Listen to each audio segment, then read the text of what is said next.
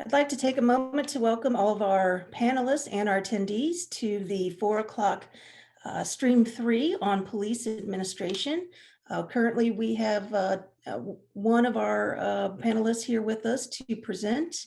What we'd like to do is she'll be sharing her screen here shortly. If you could save questions until the end.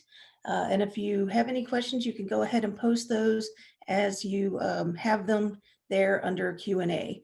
All right, Lisa, you're up. All right. Success?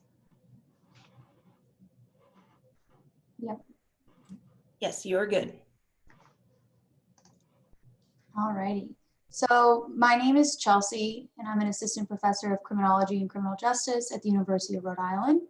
And my colleague here, Lisa, is an assistant professor of criminal justice at Westfield State University. Today, our presentation is titled Improving Diversity Within Policing, a disconnect between the goals and the methods.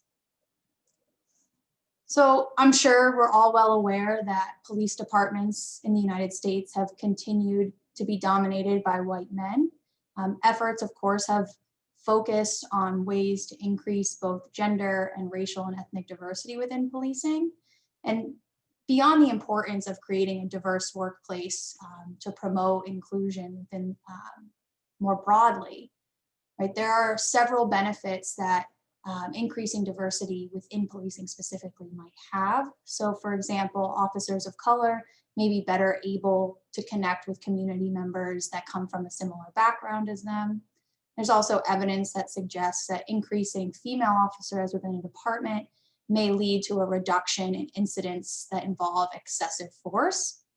So despite some of the potential benefits of increasing diversity within policing, there are many obstacles that departments face in their efforts to diversify.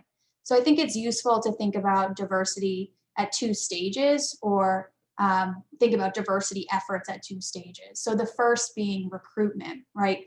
How does a police department increase diversity in their applicants? Because a department cannot hire diverse people without diverse applicants applying to begin with. And then the second stage, thinking about how departments internally can promote diversity within. So ensuring that demographics across ranks and divisions are representative of the department overall. So the study that we're presenting today is part of a much larger study that Lisa and I conducted. It was a mixed methods organizational climate assessment of the internal operations of a metropolitan police department in the Eastern United States. Today, we're going to refer to this department as the Eastern City PD. Our methods for that study were surveys. We also conducted officer interviews. We gathered administrative records, and we analyzed case data from internal affairs. But the goal of the segment that we're talking about today was to assess diversity efforts within this police department, and most importantly, understand how officers within the department perceive the department's diversity efforts. So the ideal result, right, of increasing diversity within a department is constructing a department that mirrors the demographics of the city it serves. So this slide shows that in Eastern City, approximately 85% of residents identify as non-white, and about 52% are female. Comparatively though, only 35% of Eastern City PD is non-white and 15% is female.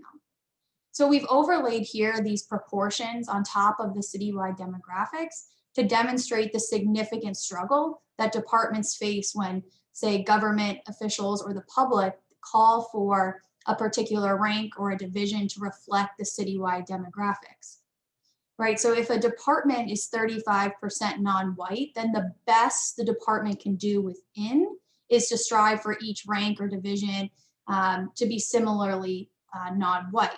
But it would be impossible to get each rank or position to represent the citywide demographics, right? If the department itself is not yet reflective of that city.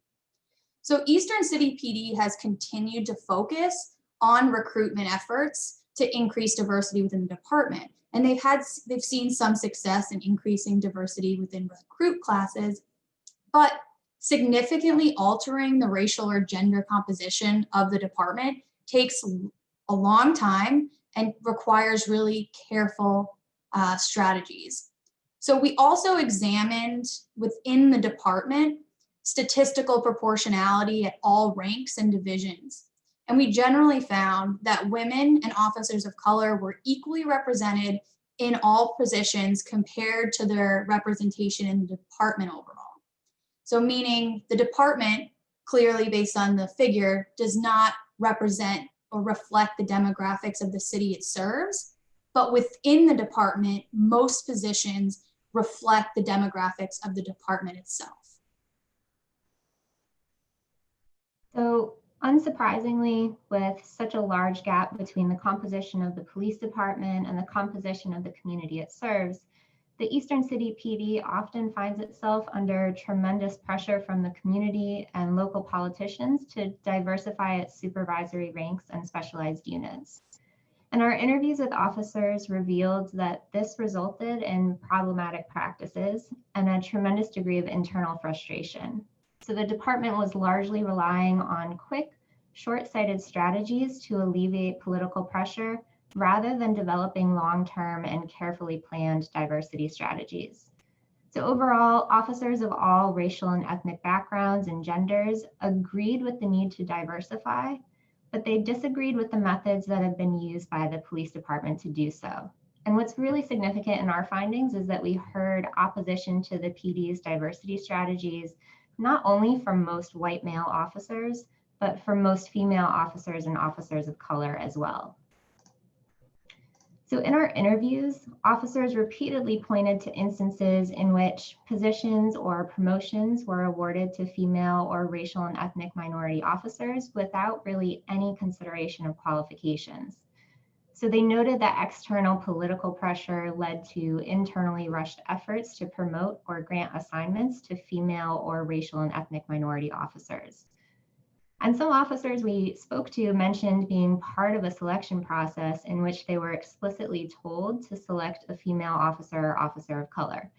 So this officer in particular described being told to search through a spreadsheet of position applicants for 2 open detective spots, and he was told they can't be white, but he does mention that he thinks that females were okay. And this not only led to general internal frustration about fairness, but it also seemed to frustrate most minority officers who felt like they weren't being judged on merit. So one officer noted that he'd often be told by his peers that he'll definitely get whatever position he wants because he's Spanish. And that irritated him because widespread knowledge of these existing unfair practices just watered down his real accomplishments. So he felt that the perception and possibly the reality would be that he didn't get a position based on his work ethic, but because of his ethnicity. And overall, this was a really common sentiment among female officers and officers of color, that they truly didn't want the department to give them a position just because of their race, ethnicity, or gender. They really desired to be assessed and treated fairly, and they wanted to feel like they earned positions because of their hard work. And so this was a really important takeaway from our findings. Yes, the PD's diversity strategies caused widespread frustration among all officers, but female officers and officers of color were affected in powerful ways that negatively impacted their perceptions of their careers. So several officers noted that they felt like even when they got a position they truly deserved and earned, the perception among their peers would still be that it was because of their minority status. And second, these practices caused gender, racial, and ethnic minority officers to question their own achievements. So they expressed feeling like they couldn't ever be completely sure if they got a position due to merit or if they got it because they checked a box for the department. So these officers felt somewhat robbed of their ability to earn the respect of their peers and feel this true sense of accomplishment.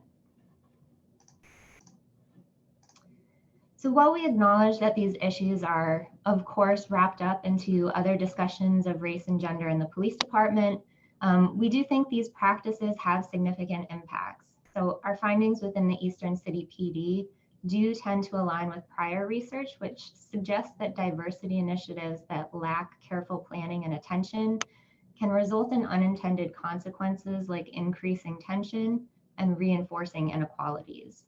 And importantly, we believe that this is a common problem in many police departments. And this highlights the need for PDs to focus on carefully planned, long-term diversity strategies that feel more fair and legitimate to officers. So some examples of those could be implementing job rotation and job shadowing and mentorship programs that can expose officers to more opportunities, broaden social networks, and expand skill development. And departments can also construct internal diversity task forces composed of officers who are passionate about these issues. And that task force can solicit officer input and develop and recommend new programs that seek to increase and maintain diversity through fair, transparent, and just methods. And then lastly, this emphasizes that there's a strong need to rethink how cities measure and evaluate diversity progress. So for example, measuring progress by tracking the implementation and ongoing evaluation of PD's strategic diversity programs would probably be much better than solely relying on snapshots of departmental demographics.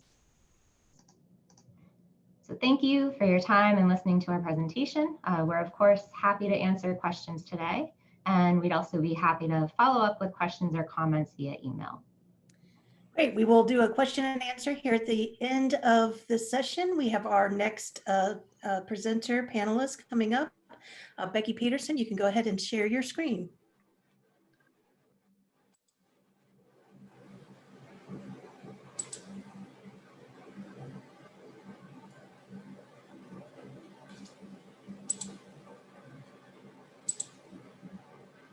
I think this is it. Can you hear me? I can hear you and I see it. You just need to put it in slideshow mode.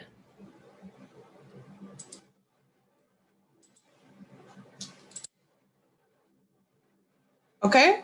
Perfect. All right. Everything's different. I feel like I'm a student now. Do I click here? Do I click there? So You're good to go. Okay. Thank you so much, and I appreciate your patience here. Okay. Hi, I'm Becky Petersen with Kennesaw State University. My co-presenter, Aimee Ouellet, she's actually, interestingly enough, giving a presentation in front of the New York City mayor as of this moment. So that was her really good excuse. So she's my stats person, so I was hoping that she could help toward the end of this, but we'll just kick it along with what we have here. So the title of this presentation is Law Enforcement Officers Killed in Line of Duty from 2002 to 2017. Contextual and situational factors relating to body armor. This has been kind of an ongoing interest of mine since the Ferguson shooting and the decision that was there and some of the protests that ensued as a result of that. And so what we tried to do is look at a large time frame. So from 2002 to 2017, 820 officers were feloniously killed in the line of duty. And this is from the FBI, the Law Enforcement Officers Killed and Assaulted, or LEOKA program. So we also thought that this was timely, especially during a year of a pandemic and civil unrest, especially in a lot of the major cities and even smaller cities across the United States. So one major effort in combating killings of police officers is wearing of protective body armor, which most of the time it's conceptualized or even operationalized as the bullet resistant vest. That's one of the main things. But what we wanted to look at, and future research, we're going to do some comparison, was the effectiveness of body armor usage in reducing the death among those feloniously killed. So we're going to look at the relationship between body armor and some situational and contextual variables related to law enforcement officers feloniously killed in the line of duty. So that's the research question. To what extent does body armor impact the manner in which a law enforcement officer is feloniously killed in the line of duty? So a couple of brief things about officers killed in the line of duty. So first and foremost, a felonious killing, as defined by the FBI database, is an officer while engaged in or on account of the performance of their official duties was fatally injured as a direct result of a willful and intentional act by an offender. And you will see here we have some trends on the officers who were killed in the line of duty since 2002. So we had a high there in 2011 as well as 2016. And in 2018, I just wanted to let you know that there were 55 who were feloniously killed. And in 2019, there were 48. And so far, as of a couple of days ago, we had 44 officers feloniously killed in the line of duty for this particular year. So the average, if you take all of these years together, the 2002 to the 2017, is 52 officers killed per year. Okay, just so that was sort of a demographic table to get an eye on some of the trends in the years of officers feloniously killed. As body armor is one of our main focuses of this presentation, it should come as no surprise that research has found that body armor is one of the greatest protective factors of LEO killings, usually again identified by bullet resistance vests. And looking specifically at ambush, it's quite interesting. So officers were wearing a uniform were more likely to be killed than officers not wearing a uniform by Tucker Gale et al. In 2010. Relating to this, ambush is one of the main situations in which officers are feloniously killed by Blair et al. In 2016. But White, in his most recent research, looked at a historical analysis of ambush since 1970, and it's basically been declining since that time, but with some spikes in 2016 and 2018. So ambush can include both entrapment and premeditation and unprovoked attack.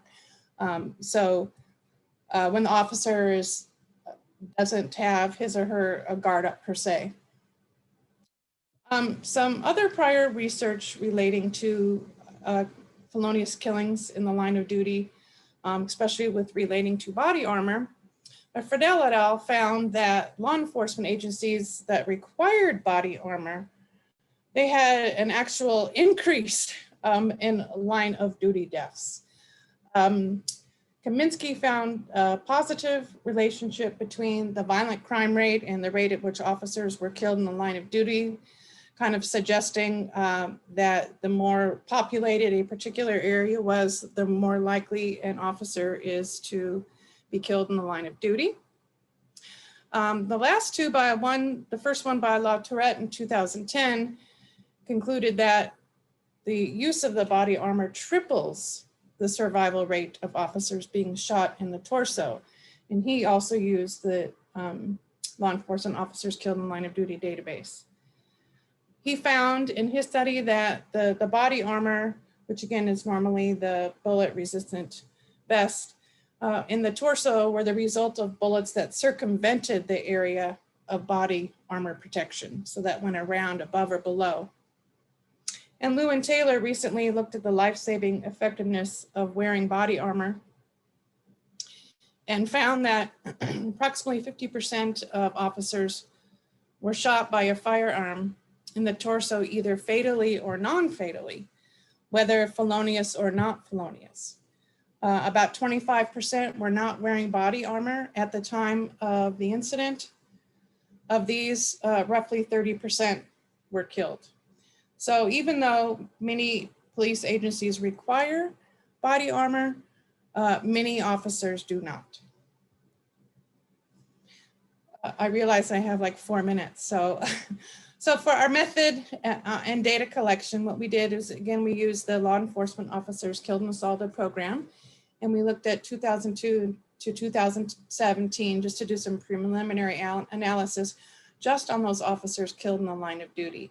We have other endeavors that we hope to get to at a later time. So we identified various variables in this ginormous data set.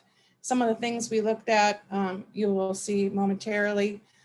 The situation of death included 31 different categories, which we then recoded into 8 categories, with ambush being one of them. Some descriptive statistics, I won't go through all of them for sake of time, but the vast majority of officers killed were male, and the vast majority were white. Interestingly enough, it wasn't until a few years ago that they put Hispanics in a complete different ethnicity.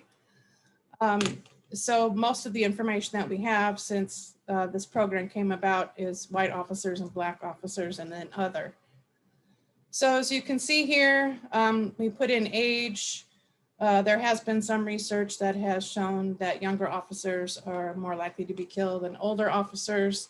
But again, see, it depends on how you group it.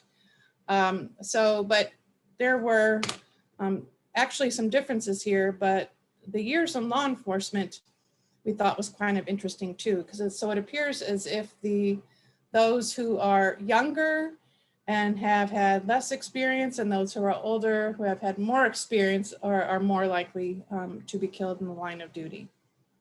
Mostly occurred in residential areas during the day. Most had cover available. The distance between the law enforcement officer and the offender was over half the time was 5 feet or less. And body armor was worn amongst these officers about 68% of the time. And again, you can see the situations of death for these particular individuals. So ambush and traffic related always seem to be the top ones. So location of the fatal wound of those killed here, approximately 50% was in the head, and slightly less than 50% we recoded as other body parts. So that could have been torso, arm, leg. But that helped us during the analysis. So we wanted to look at, sorry, I got a minute and a half, if body armor usage with the various situational contextual factors, and we found them, body armor was positively associated with type of location or circumstance, if cover was available, distance between the law enforcement officer and offender, situation of death, and location of fatal wound. We also ran some logistic regression and found that the odds of the fatal wound being located on their head when an officer was wearing body armor at the time of death increased by 0.316 times more than officers not wearing body armor. So when an officer was wearing body armor at the time of death, the odds were no greater compared to officers not wearing body armor at the time of death for the following variables there, relating to cover, the distance, and the type of location. And then we talked a little bit about the when they were wearing and not wearing a body armor. And I think I will just kind of hold off on the summary and implications, because those are kind of main things that most of us talk about. But of course, we want to compare, we want to do a longer time frame. We got a couple more minutes you can take. Our last panelist didn't show up, so we've got a little extra time. I'm trying to figure out how to do some of these things. Or we can go to the question and answer session, whatever you prefer. Can you see me or just hear me? I cannot see you. I can just hear you. Oh, okay. It's not liking me right now. It's all right. We're all patient this year.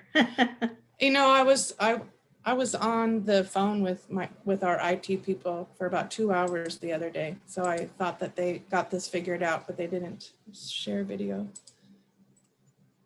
I don't know. It's just While you're not figuring liking that me. out, we'll go ahead and take a question. We have a question for the first panelist, and then you can, Okay, if all it right. works, you can get it up on the screen, but that'll give Okay, our first panel the okay. opportunity to Thanks, answer that. sorry. No problem. So this question is for Lisa and Chelsea. Did you get a sense of competition between underrepresented groups? Example, white women, black men, Hispanic women. Yeah, so I think that's a good question. In terms of positions alone, I would say no, not necessarily.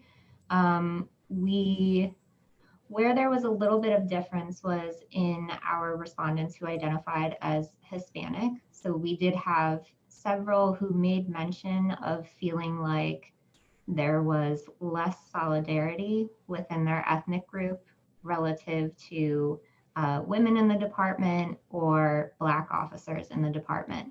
So they felt that their fellow officers within their ethnic group did not sort of band together and support one another. And I would say that that's really one of the only differences I noticed among underrepresented groups in their interviews. So I'm not sure, Chelsea, if you have anything else to add. I don't think so. I mean, the sense of competition, right? It wasn't a direct question that we asked about. So we did, during interviews, allow officers to bring up issues related to department internal operations and procedures, but didn't directly ask that question. So it's possible that that exists, but beyond the extent that Lisa mentioned, I can't recall anything that would point to that. Okay. No problem. How we doing, Becky? I don't know. I tried going to, like I said, I was with the IT people the other day. We used this thing called Ultra Collaborate for my classes, and it wasn't working. And then he got it to work, and I'm start video, and it still has a red thing right through it. Failed to start the video camera. Please select another video camera in settings. Or if you want to try to get out and come back in, that's fine. We'll see if anyone else has, any of the attendees have any other questions. Okay. Does anyone have any other questions for Lisa and Chelsea?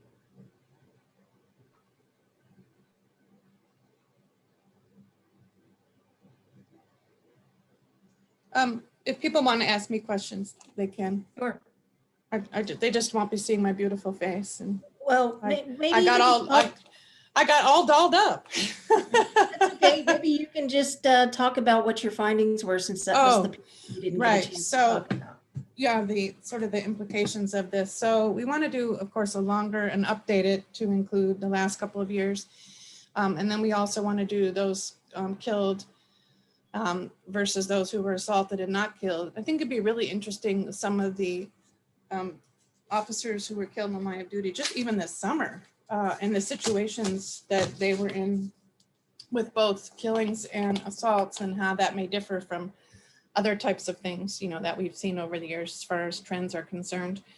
The one thing that we were kind of having a hard time articulating in the paper that we wrote for this was, I mean, how can officers better protect themselves with the body armor in particular, because that's the main thing that is being used.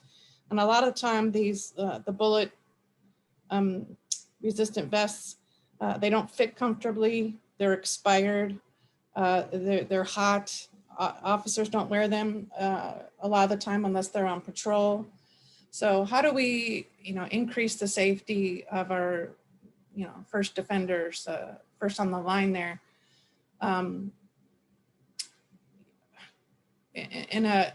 Especially at a time when that giving more funding to the police or updated equipment or having this is probably not going to be on the top of the list in many police departments. So I don't know.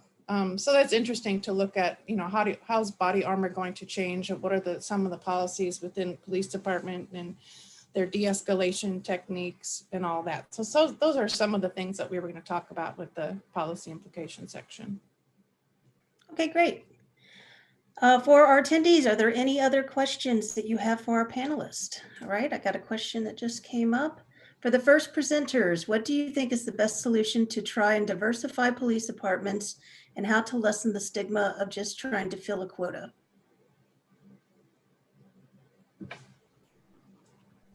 Yeah, so also a really good question. I would say to our last point that we just touched on really quickly, I mean, police departments are more or less at the mercy of their local politicians, right? So I think a lot of the work has to start with how local governments and community groups are defining success and measuring success and sort of what they expect from their police department. So if they are supportive of the development of long-term strategies, and if they use the progression of those strategies to define success, then I think there's less incentive for departments to resort to these short-sighted, problematic strategies instead.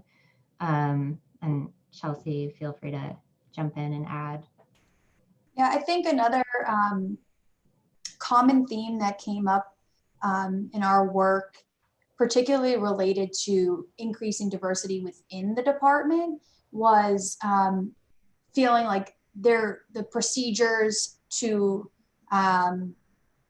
promote or to apply for a specific position were not transparent. And there was concerns related to understanding, well, how does somebody get this role? How does somebody get promoted and things like that? And one of our findings is involving officers in that process and voicing concerns over issues related to transparency in the promotion process is an important step, right? So that when officers who do fit an underrepresented group get a promotion or a sought after position, their other officers recognize, well, there's a system in place to get them there and it wasn't arbitrary. So being involved in that process, I think would go a long way with reducing the stigma associated with the assumption that this person must have gotten that job or that promotion because they're a woman or because they're an officer of color. Yeah, and I think just to echo that, a lot of the findings of our greater climate study in this department had to do with transparency and a lack of internal procedural justice. So there was a pretty significant divide between the administration and line officers, and that created a lot of distrust and a pretty powerful rumor mill. So I think all of these things are really just rolling together, creating a pretty problematic situation internally. So a lot of those administrative issues around trust and transparency and communication really affect how officers are interpreting these processes. Okay, great. Are there any other questions from our attendees? Any last comments from our panelists?